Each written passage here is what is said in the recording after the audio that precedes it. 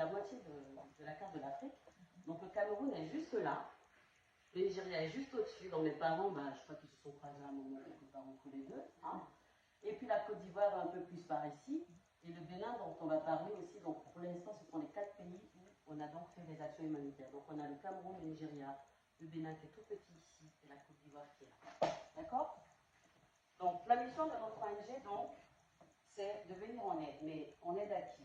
Donc on a les veuves. Vous savez ce que c'est qu'une veuve? C'est quoi une veuve? Oui. Très bien. Donc, on vient en aide aux veuves, aux orphelins. C'est quoi les orphelins? Là-bas, mademoiselle là-bas. Des enfants qui ont perdu leurs parents. Très bien. C'est soit des enfants qui ont perdu un parent ou les deux. On est orphelin quand on n'a plus un père, une mère ou les deux parents. Ok? Et donc, on vient donc en aide aux veuves, aux orphelins, mais aussi aux familles en situation de précarité. C'est quoi la précarité? Oui? C'est-à-dire qu'ils sont pas riches, pauvres.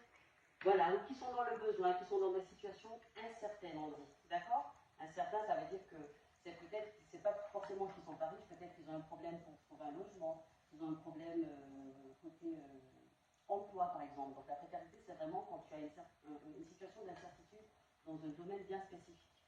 Donc on vient en aide donc aux veuves, aux orphelins, mais également aux familles en situation de précarité.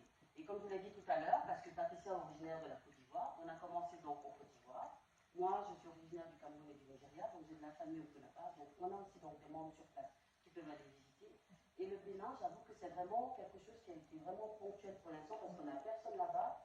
Mais on a eu un appel d'aide à travers notre page Facebook et on a dû aider donc cette famille-là parce que c'était vraiment tout bas. Je vous montrerai une ou deux photos tout à l'heure. Ok? Alors, notre projet concrètement, c'est quoi notre projet? Donc, la première chose, c'est une aide financière. Qu'est-ce qu'on a fait l'année dernière?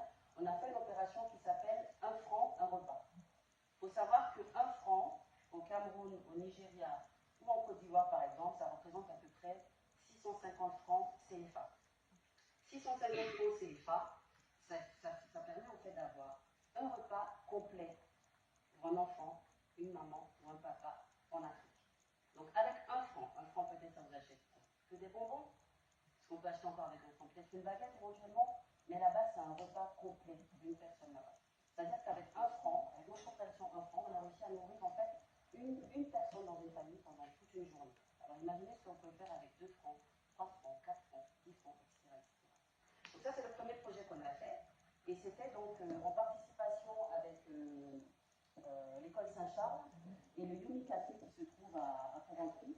Grâce à eux, on a pu faire un vide-grenier, c'est-à-dire qu'en fait, on a vendu les anciens fringues d'Ambre, on a vendu les anciens fringues de Faith et de Ridouane. On a demandé également à Saint-Charles qui ont vendu donc des affaires à eux.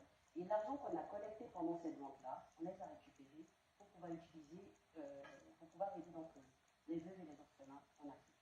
D'accord? Notre deuxième projet qu'on a fait, donc avant même celui-là, on a été avec Ukraine à Joie. Quand les Ukrainiens sont arrivés, vous savez pourquoi les Ukrainiens sont arrivés en Suisse? Oui. La guerre. Oui, parce qu'il y avait la guerre. La guerre où ça? En Ukraine avec la Russie. Exactement. Donc comme il y avait la guerre en Ukraine avec la Russie, il y a plein de familles qui ont perdu leur maison, qui n'avaient plus de repères, et pour pouvoir survivre, donc ils ont quitté leur pays pour venir en Suisse. Donc la Suisse a été une terre d'accueil pour eux. Et donc à ce moment-là, il y a une dame, comment elle s'appelle déjà? Tu te souviens? Je ne me souviens plus de son nom, mais en fait elle est ukrainienne, et c'est elle qui a créé la fondation Ukraine à Joie.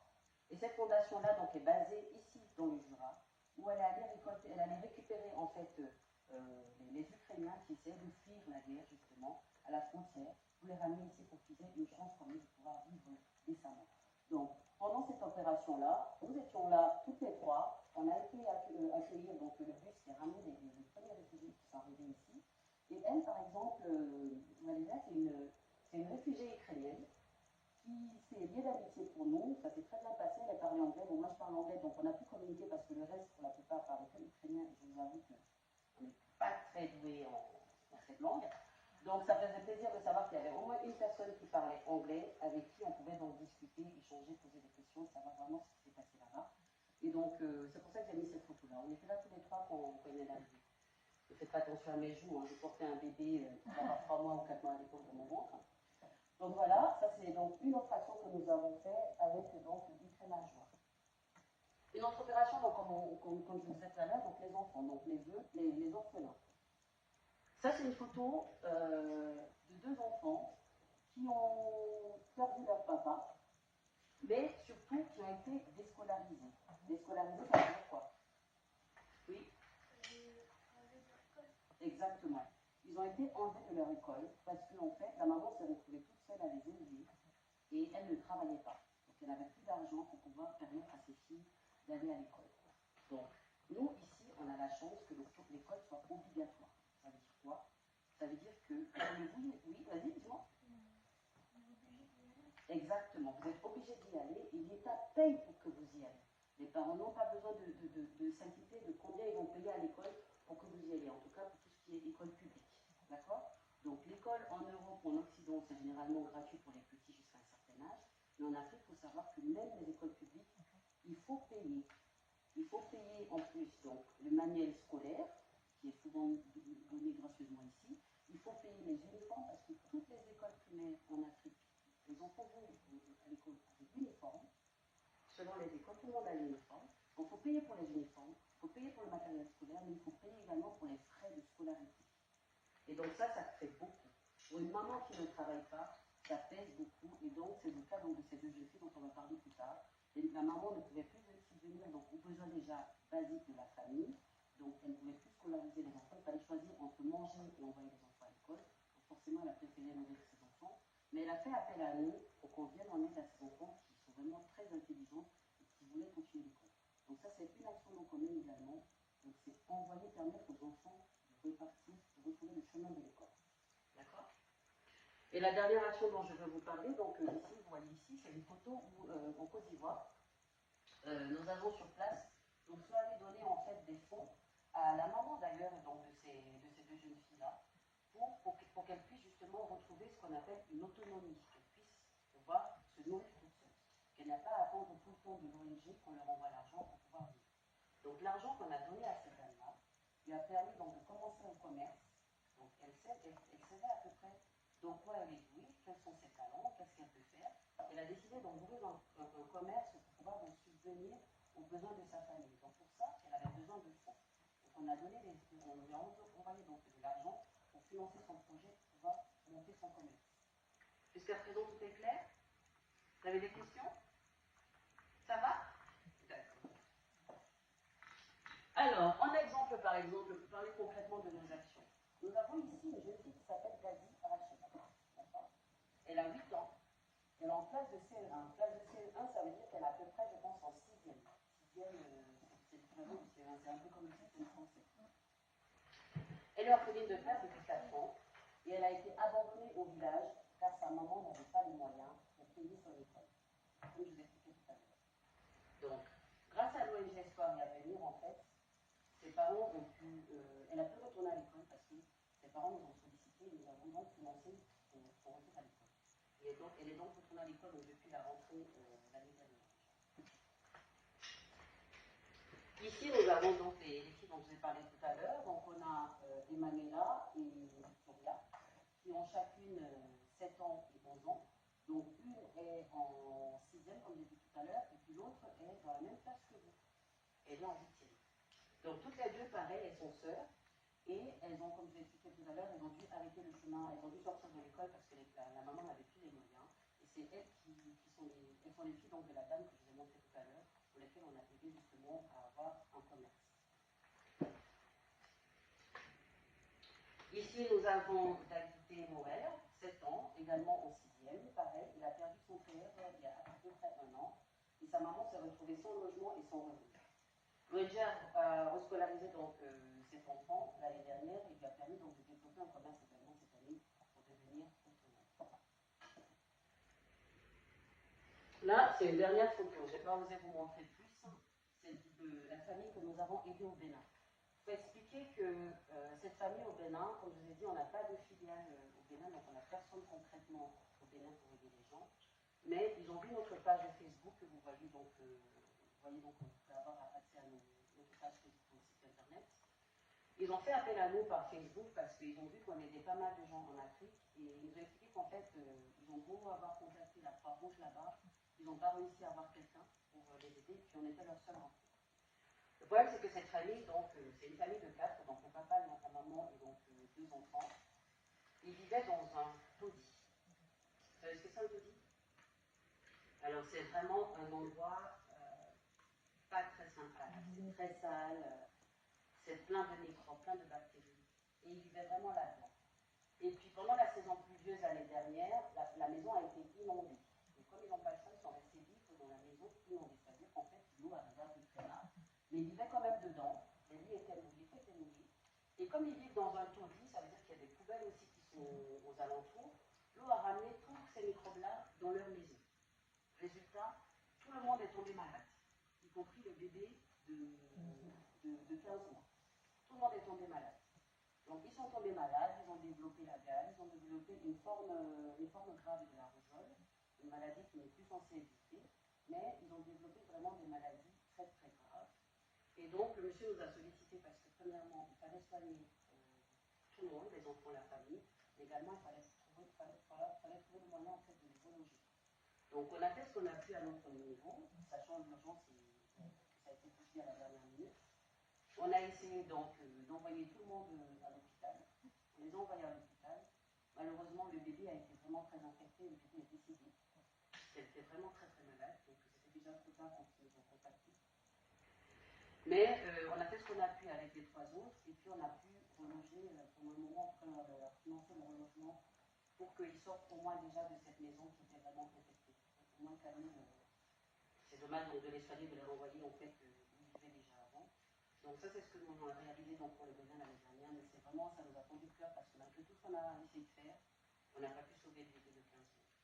Donc voilà, à quel point ça peut être grave en fait quand on vit donc, dans la précarité, quand on n'est pas bien, quand on n'a pas les moyens de manger, qu'on n'a pas les moyens de se nourrir. Ok? Donc voilà. Donc, comment vous pouvez leur venir en aide? Enfin, je sais que vous n'avez pas des millions encore, hein, mais on compte plutôt sur les parents, sur les amis, sur les grands-parents, sur la famille, c'est pour ça qu'on est là. Donc, pour leur venir en aide, donc, venir en aide, ça consiste en quoi? Donc, soit à parrainer un de nos enfants, c'est-à-dire que là, on vous a montré 4 photos, mais il y a plein d'autres enfants comme vous qui voudraient retourner à l'école, mais qui ne peuvent pas retourner à l'école parce que les parents n'ont pas les moyens.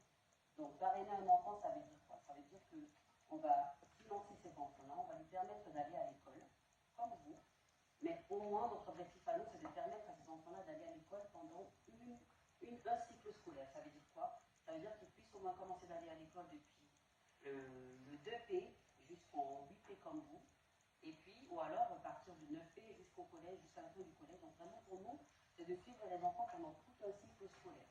Et bien sûr, la motivation ou l'encouragement qu'on leur donne, c'est que si vous travaillez bien, ben on continue de vous financer. Si vous ne travaillez pas bien, ben malheureusement, on donnera une chance à quelqu'un d'autre qui est motivé par l'école. Mais dans tous les cas, nous avons besoin donc d'argent, de fonds, pour pouvoir aider ces enfants-là à retourner à l'école. L'autre projet qu'on fait, donc comment vous pouvez en venir en aide donc, aux veuves. Donc les veuves, généralement, comme on a dit tout à l'heure, elles ont perdu leur mari.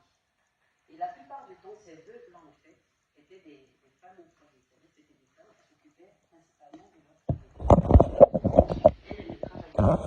Pour leur permettre d'avoir maintenant un petit boulot qui permettra donc qu'elles puissent s'occuper de leur famille et de nourrir leur famille, nous avons également besoin de fonds. Comme tout à l'heure, pour aider maman Esther, la maman des deux filles, Emmanuela et Victoria, on leur a permis d'ouvrir donc leur commerce en Côte d'Ivoire, mais c'est grâce aux fonds que nous avons collectés, soit lors de la vente des œufs de Pâques, soit à l'occasion de nos ventes pendant les marchés d'Anjou. Okay.